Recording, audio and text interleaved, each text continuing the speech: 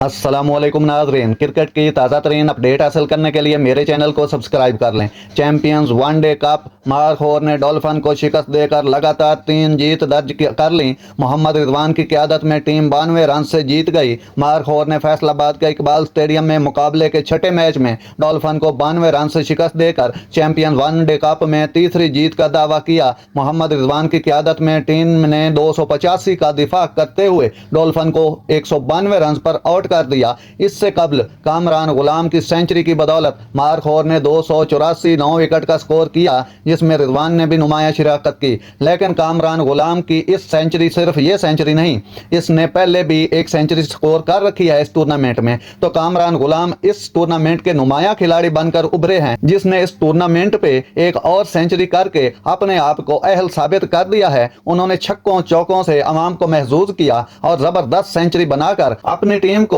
जीत के लिए हमकिनार कराया। तो कामरान गुलाम की परफॉर्मेंस से अब उनकी टीम टॉप पर है। पॉइंट टेबल में देखें तो उनकी टीम टॉप पर नजर आती है। नाज़रीन, ऐसी बर बार खबरें सुनने के लिए मेरे चैनल को सब्सक्राइब कर लें। अल्लाह हाफिज।